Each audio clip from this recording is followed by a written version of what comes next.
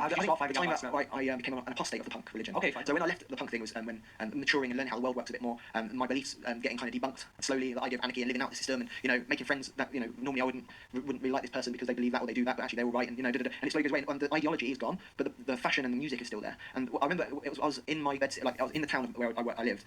And I was really not into the punk thing. I had new mates as well because I moved somewhere else, and it was repetitive. You'd work all week, you go out and get drunk, and go to a gig and hang out with your punk mates, and it was just, and the conversations were the same. Oh, F the system, and all. It felt hollow. And then one day I had the rubbish night out with everyone, and I just came home and I had a big mohawk at the time, and I just was like looked in the mirror going, what am I doing? And I just shaved my head, the next day I went to TK Maxx and bought normal clothes, and I literally didn't know what I was doing because for 5 years I wore punk stuff, and I didn't know what was trendy or whatever. So I ended up actually dressing like a skinhead. Those like because it was like because the skinhead and the punks were together. Like you'd have punks and skinheads. Like there wasn't a racist thing or anything. That was back in the day. Not me back in the day, in the 80s. But anyway, I shaved my head. I thought, what's his shaved head? So I got polo shirt, tight jeans, and it looked relatively normal and stuff. And a lot of my friends were like, well, what the hell? And I kind of drifted away from that. I just lived my life. Still working in that alternative place. I still liked alternative stuff a bit.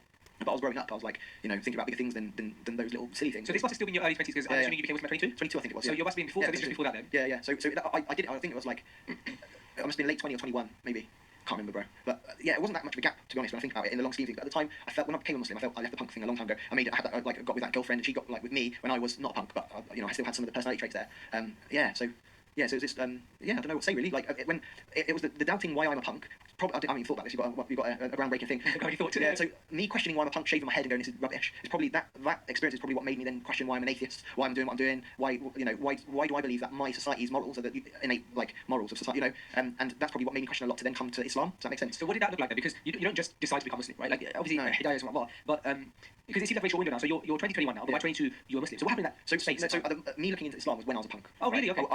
When I moved out that no, it was before I went to that squat place. I worked at Burger King, like on the services, and some of them were Muslim. That was my first interaction with Islam, stuff like that. I was a staunch atheist because that gave me like in the punk scene, religion is like being a slave to people, and it's a thing to control men and all that sort of stuff. So it was atheism was my belief system, and I used to love mocking religious people because what atheists like. So when you believe in a sky daddy, it was that. And I used to love debating with people about religion. I used to watch debates with atheists and religious people. It was normally a Christian. You know what it's like if you don't like debates, do you? So, but it was normally an atheist and a Christian. It was actually seeing an atheist and a Muslim debate, and then the Muslim winning.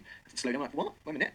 And it was about because normally when atheists mock religion, they're mocking things like miracles and things like that because they've got a naturalistic point of view. Actually, with Islam, there's a foundation that is Tawheed, and that is not that is like it's so solid. It's so solid because it also questions why I believe what I believe. You believe what do you believe then, mate? You just believe it all popped into existence, And I'm like when I questioned myself about why do I believe that the universe always existed. There's no evidence for that. It just suits my narrative, and then I kind of became more agnostic. This happened when I became more agnostic when I started the farm stuff, for example, in the house, and it was although I've been researching Islam for years and years. It was in the space of 6 months where I accepted Islam, and it got to the point where when I was an atheist, when I was agnostic, and then I was questioning what started the universe. Then what's this claim? It kind of slowly went to deist. Then looking at the claims of, I went straight to Islam because I knew that the sources of information were reliable. It's the Quran can be traced back to the Prophet, the Sahih Hadiths. One of the best, what is the best historical documentation method out there? It's amazing. And it got to a point, and this is where my story might be different to others. A lot of people have an emotional reason for being a Muslim, and that's completely fine and normal. Mine was pure logical, but it lacked spirituality and emotion, so I struggled with my first career. But I literally was like, I logically was convinced that Islam was true. And there was